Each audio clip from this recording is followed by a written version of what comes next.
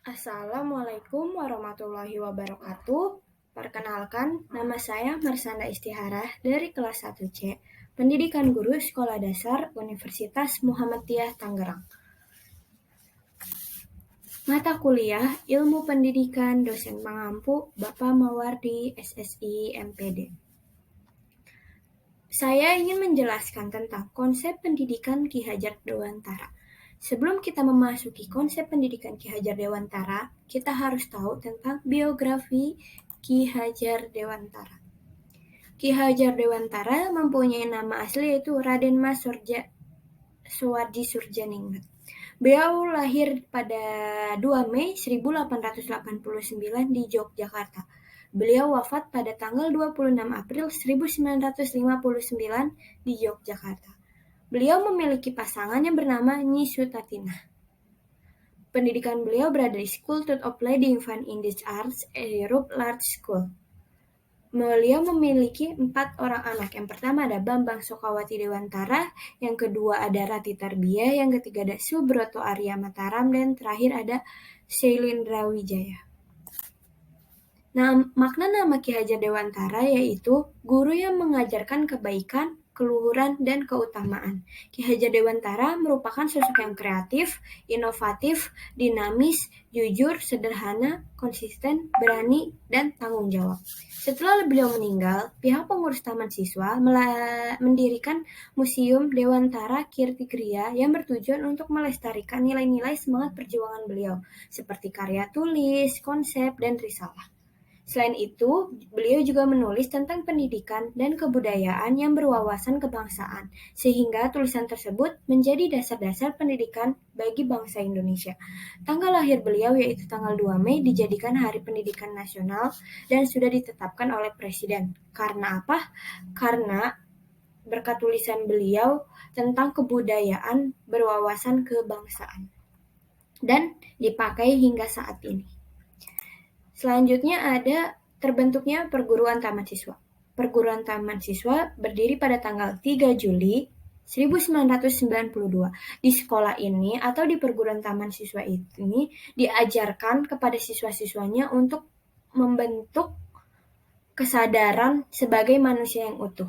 Karena berdirinya perguruan taman siswa ini, pihak Belanda itu mulai menyadari bahwa ada ancaman yang disebabkan oleh perguruan taman siswa. Kenapa? Karena perguruan taman siswa itu menekankan pendidikan yang mencintai bangsa dan tanah air serta berjuang demi memperoleh kemerdekaan.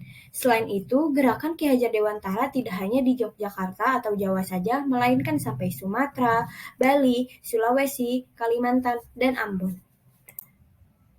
Selanjutnya, karena perkembangan perguruan taman siswa semakin pesat, pemerintah kolonial mengeluarkan ordonasi sekolah liar pada tanggal 1 Oktober 1932.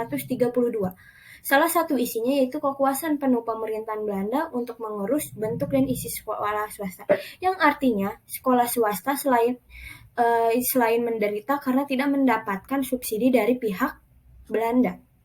Karena hal tersebut, Ki Hajar Dewantara melakukan perlawanan. Karena melakukan perlawanan, Ki Hajar Dewantara mendapatkan dukungan penuh dari tokoh-tokoh pergerakan nasional pada masa itu, yaitu Dr. Sukiman, Dr. Andres Muhammad Hatta, yaitu pemimpin PPNI. Selanjutnya ada organisasi Budi Utomo, Partai Indonesia, serta Rakyat Indonesia. Pada tanggal 19 sampai 21 Oktober terjadi perundingan antara Ki Hajar Dewantara dengan Mr. Kiwerdejong, yang pada masa itu Mr. Kiwerdejong itu adalah pemimpin dari kolonial Belanda.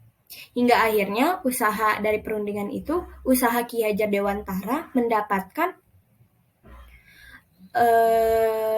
mendapatkan serta pemerintah Belanda memperlakukan Undang-Undang Sekolah Liar yang disahkan pada tanggal 21 Februari 1993. Selanjutnya ada Asas Pendidikan Perguruan Taman Siswa. Asas pendidikan perguruan taman siswa itu ada 7. Yang pertama, Kemerdekaan memberikan kebebasan yang harus diciptakan tertib damainya hidup bersama, yaitu memiliki arti dengan mengutamakan perkembangan diri serta tertib damai dalam kehidupan.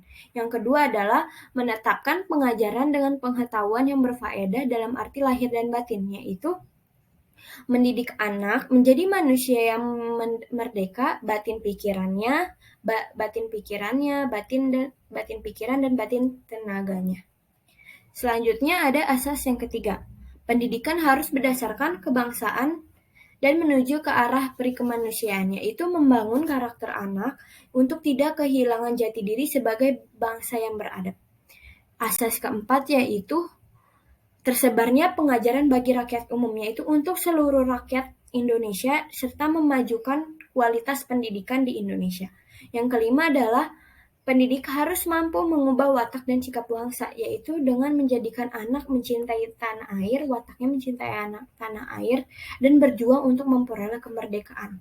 Selanjutnya yang keenam ada mewujudkan pendidikan yang berorientasi pada kepentingan bangsa dan membelanjai diri sendiri, yaitu dengan mengedepankan kepentingan bangsa daripada kepentingan diri kita sendiri, serta menjalani hidup yang sederhana dan membentuk karakter yang positif. Yang ketujuh adalah menolak pendidikan yang hanya mengajarkan masyarakat menjadi masyarakat yang lupa akan tujuan hidupnya. Maksudnya yaitu dengan memberikan motivasi agar menjadi masyarakat yang tidak lupa akan tujuan hidup. Ini yang paling inti adalah sistem pendidikan Ki Hajar Dewantara. Sistem pendidikan Ki Hajar Dewantara yaitu menggunakan sistem AMO, yaitu menempatkan anak sebagai sentral proses pendidikan. Dalam sistem AMO, maka AMO sebagai pemimpin dalam proses pendidikan diwajibkan bersifat ingarsa sang tulada, ing madya mangun karsa, dan uturi handayani. Pertama, ingarsa sang tulada, yaitu mengandung sebagai pendidik adalah orang yang lebih berpengalaman hendaknya mampu menjadi contoh yang baik bagi siswa, yaitu menjadikan PAMO sebagai center figur bagi siswa, yaitu misalnya dengan disiplin, bertanggung jawab, berani, serta menjadi pemimpin yang amanah. Selanjutnya ada ing mangun karsa, mengandung makna bahwa pendidik sebagai pemimpin hendaknya mampu menumbuh kembangkan minat, hasrat, dan kemauan anak didik untuk dapat kreatif dan berkarya, yaitu AMO mengajarkan bagaimana menjadi anak yang kreatif atau mencari bakat sendiri. Misalnya mengerjakan hobi yang ia suka.